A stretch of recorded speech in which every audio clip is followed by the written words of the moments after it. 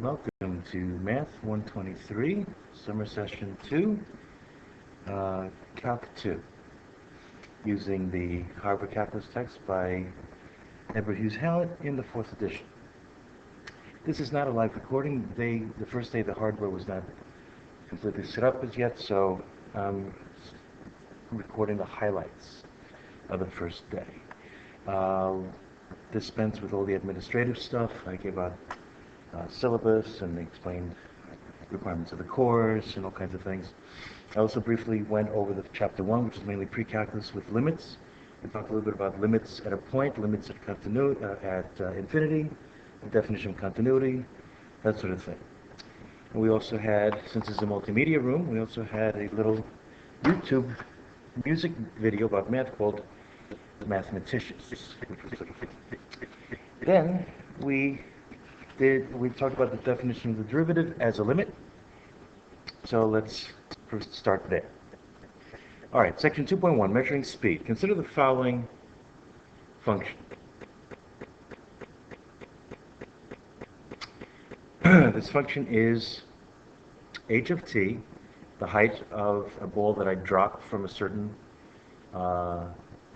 cliff, is 1,024 minus 16t squared. T is in seconds, h is in feet. So what you get is a parabola where the y-axis is the axis of symmetry. Well, actually, let's call that, I could call that the h-axis, I suppose. So let's do that. And here's, whoops. Here is the h-axis, and here's the t-axis. Okay, so I drop a ball from a height of 1,024 feet. That's the y-intercept. If I plug in 0 for t, clearly, that's 1,024 feet. If I solve for h is 0, when is h 0? That's going to be when t is 8 seconds.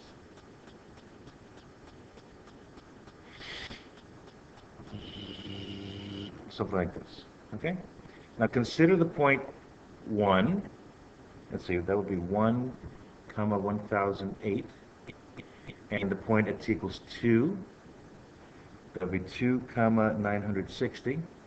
So in 2 seconds, we're 960 feet off the ground. We started 1,024 feet off the ground. All right, how about at 4 seconds? We're at 768 feet. And let's jump to 8 seconds where we hit the ground. All right, so that's it. Okay, this is not a trajectory. This is just what the graph h versus t looks like. The ball, let's say, is going vertically. It's falling vertically from the top of a building or something. 1,024-foot building would be roughly 10 stories, I guess. No, that would be incorrect. Maybe 100 stories. We're talking about something like the Empire State Building. Well, actually bigger. Okay, so what is the slope of the secant line from t equals 1 to t equals 8? Let's find out. Delta h over delta t. That's a slope, right? Instead of delta y over delta x. That's what we're doing. All right, so what is it? Well, this h is 0 and this h is 1,008. So 0 minus 1,008 over, in the same order, this t is 8 and this t is 1. So you get a negative 1,008 divided by 7, which happens to be negative 144. Now notice the units. This is in feet, this is in seconds, so this is a rate of change. And that's what this chapter was about, that these slopes, if the function is a function measuring distance over time, the slope is distance over time, so it's going to be feet per second. So we're measuring speed now. All right, well, look at this secant from 1 to 4. What is the slope of that secant line? Let's see, it's going to be this y value, 768 minus 1,008, over these t values, 4 minus 1. And now you get negative 80 feet per second. Let's do that again. How about from 1 to 2? It's sort of hard to see that secant line, but you see what's going on? As delta t gets smaller and smaller, 8 minus 1 was 7. 4 minus 1 was 3. Now 2 minus 1 is going to be 1. As it gets smaller, smaller, smaller, the slopes of these secant lines get closer and closer to the slope of the tangent line there. All right, so we're going to talk about this being an average rate of speed, the slope of the secant lines, in this case over 7 seconds. But the slope of the tangent line, we're going to talk about instantaneous rate of change. And we're going to call that the derivative, and that's what the next section is about. But here we go. What's the next secant line? How about 960 minus 1008 over 2 minus 1, which is 1. And so you get negative 48 feet per second. So that's getting closer and closer and closer to the actual instantaneous rate of change, the slope of the tangent line there. Okay, so we're going to say, if we let the limit as delta t goes to 0 of the slope of the secant line, we're going to get the slope of the tangent. And we'll call that the instantaneous rate of change. Okay, so let's work with that. All right, consider any old function. Not this one, just any old f of x. Okay, take a look at this. Let's say we generalize this a little bit. And we'll just use x and y this time. So say we have a function that looks something like this. It doesn't have to look like this. Okay. And let's talk about a certain x value. And a little delta x away from that, let's say add x plus delta x, whatever delta x wants to be. At this point, the y value is going to be f of x. So I'm saying this is y equals some f of x, some function. And at this y value is going to be f of x plus delta x, right? Okay. So now what's the slope of the tangent line? I'm sorry, the secant line. Well, it's this point, and we're going to use these 2 points to get the slope. All right, so the slope of the secant line is going to be this y value minus this y value, okay? So that would be f of x plus delta x minus f of x over this x value minus this x value. X plus delta x minus x. So you get the slope of the secant line, or the average rate of change over this portion of the domain, is f of x plus delta x minus f of x, and these x's cancel, you get over delta x.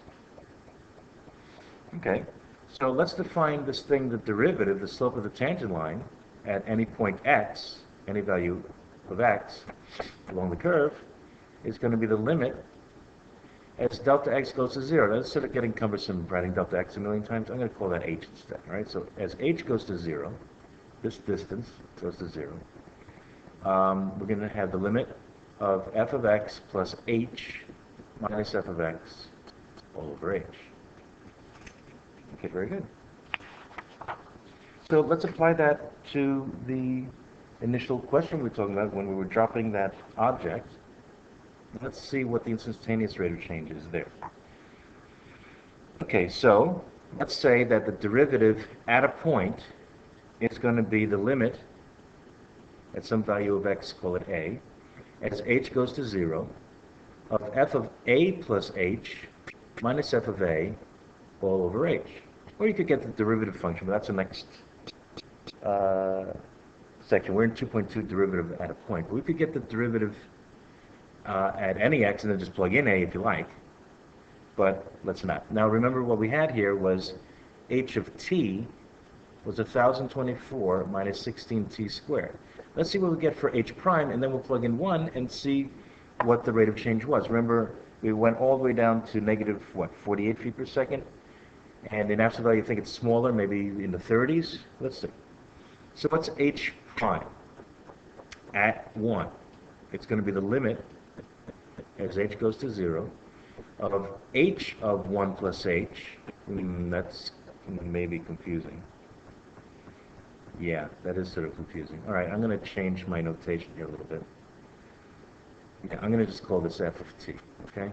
That's going to get a little confusing. So f of t was, so I'm going to get f prime of t at 1, okay? Let's see. I'm going to get f prime of at 1. That's what I'm going to do, okay? Because this h and that h are going to get confusing. They're different h's. So it's going to be f of 1 plus h minus f of 1 over h in the limit. Fine. So let's plug in stuff. That's going to be the limit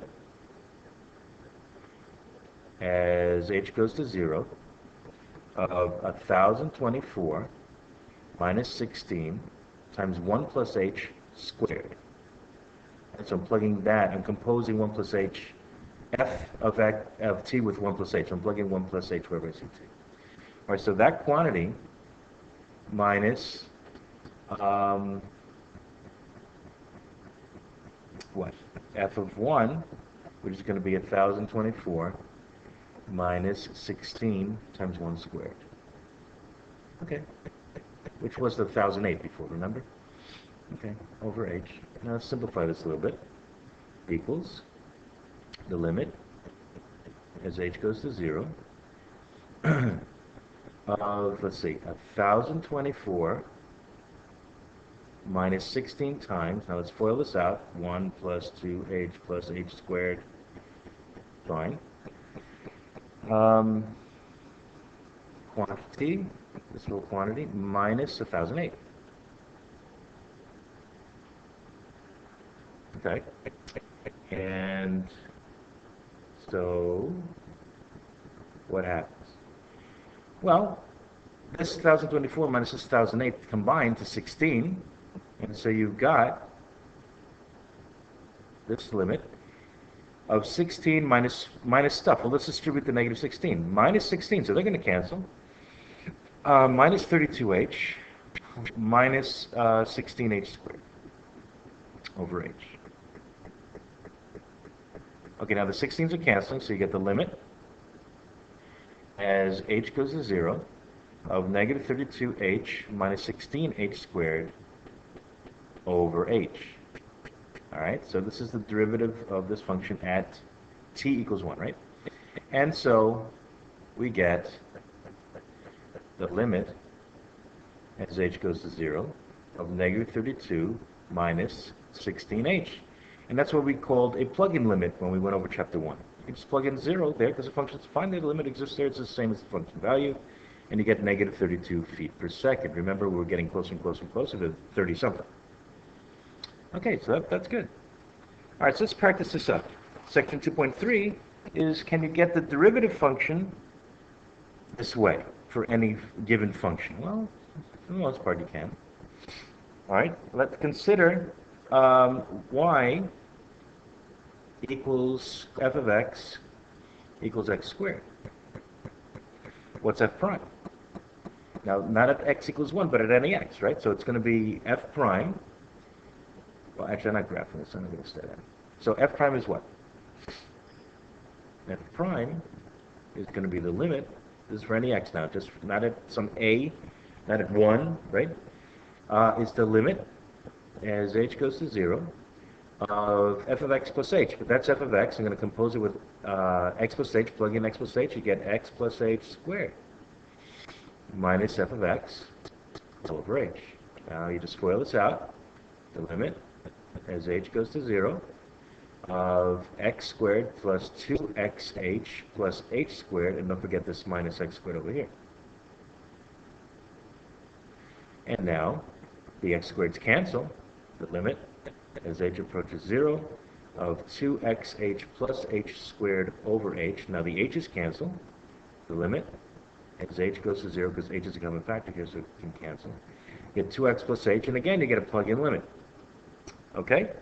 So what did we find?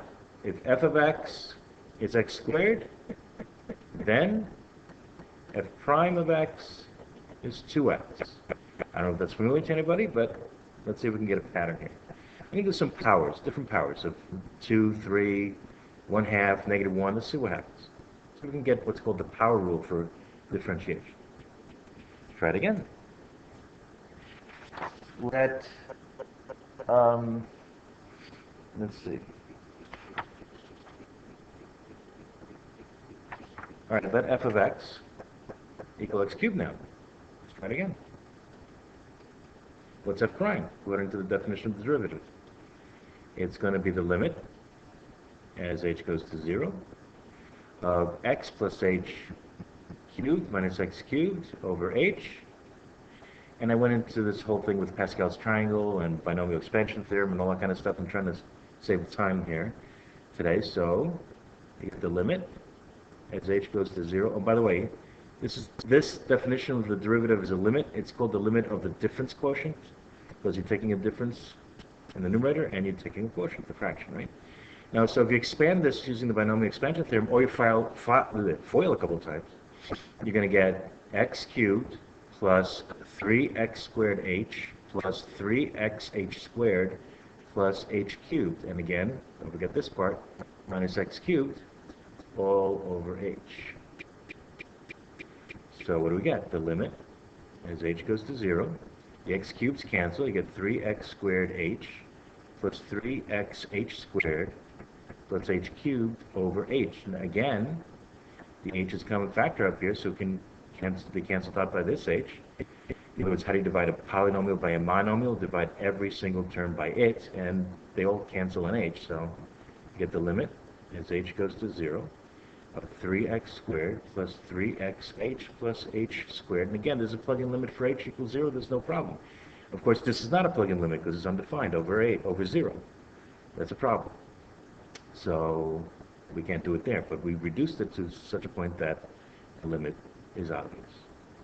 Alrighty, and sometimes you can get even L'Hopital limits here. We can talk about L'Hopital later when it comes up.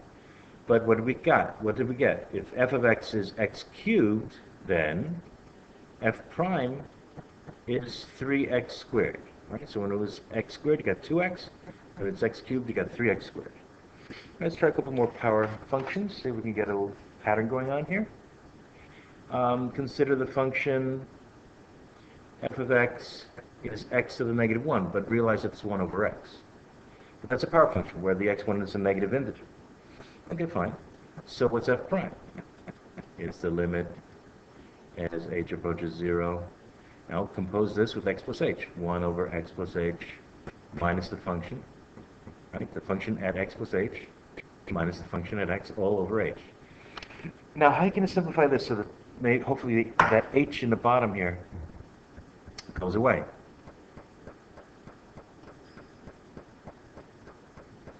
Well, how about we combine these fractions?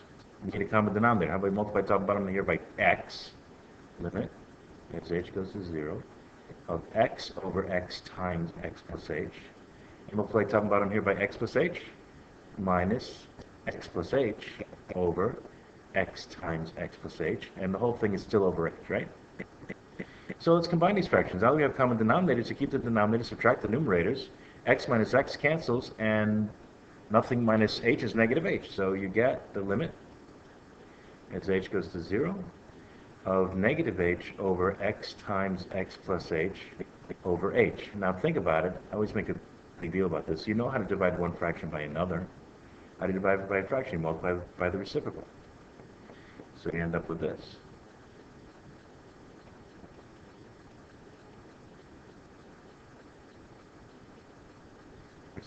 Reciprocal of this is, so now the h's cancel. So you get the limit as h approaches 0 of 1 over x times x plus h. And as h goes to 0, this just becomes x times x is x squared in the denominator, 1 over x squared, right? Oh, wait, I made a mistake. It cancels the h, but the negative is still there. So now what did we get? If f of x is 1 over x, then f prime is negative 1 over x squared. Or if we write it as a power, f of x is x to the negative 1, then f prime is negative 1 x to the negative 2. You see a pattern going on? Those three derivatives, those three power functions we did, x squared, x cubed, x to the negative 1. How about a fractional exponent? Let's try that. Let f of x equal rad x, which is x to the 1/2. Okay, all right, well, let's see. How did I write it before? I'm going to write it this way. It's going to be x to the 1/2, okay? So, again, it's a power function. But that's rad x, isn't it? So f prime is going to be the limit as h goes to 0 of this composed with x plus h. So it's rad x plus h minus rad x all over h. How are you going to clean that up? Well, I don't like all these radicals here. Maybe I can multiply by the conjugate. That's a common trick. And I'm just multiplying by 1, right? In other words, this plus this over this plus this. So we're just multiplying by 1. It's not a big deal. We get the limit as h goes to 0 of what? Well, let's FOIL the numerators. This times this is x plus h. This times this is rad x times rad x plus h. This times this is negative rad x times rad x plus h. So these two terms are canceling. And negative rad x times negative rad x is negative x. Okay, all over what? Well, the product of these denominators. H times rad x plus h plus rad x. Okay. So they cancel, and the x's cancel. So you get the limit, as h goes to 0, of h over h times rad x plus h plus rad x. Perfect. So the h's cancel, and you get the limit, as h goes to 0, of 1 over rad x plus h plus rad x. And as h goes to 0, this just becomes rad x plus rad x is 2 rad x in the denominator. And that's the limit. So what did we get? If f of x is rad x, then f prime of x is 1 over 2 rad x in radical form, right? Or, if you write it in power form, you get x to the 1/2, its derivative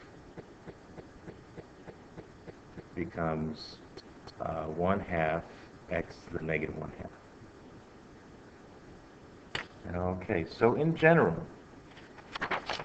what did we get? Well, it looks like the exponent goes on in front, and we take 1 less than the exponent. The exponent goes on in front, negative 1, and you get 1 less than the exponent. So here's the pattern. If y is x to the n, then y prime, or dy dx, when y is a function of x, is n x to the n minus 1. If y is x squared, we get 2x to the 1. If y is x cubed, we get 3x squared. If y is x to the negative 1, we get negative 1x to the negative 2. If y is x to the 1/2, we get, these are y primes. We get y prime is 1/2 x to the negative 1/2, 1 less than positive. All right, so let's go back to the original question. What if h of t is 1024 minus 16t squared? And I want the instantaneous rate of change at t equals 1. I want h prime at 1. But what's h prime of t? We could think of this also as a power. This could be 1024 times t to the 0 minus 16t squared. Now the exponent comes down in front and zeroes everybody out. So the derivative of a constant is automatically 0. And if you read the textbook, they talk about theorems involving the sum and difference of two derivatives. The derivative of the sum of two functions, the sum of the two derivatives, and so forth. So I'm going to get 0 plus this derivative. Well, what is it? The 2 comes down, times what was there already, negative 32, and the exponent becomes 1 less, to the 1.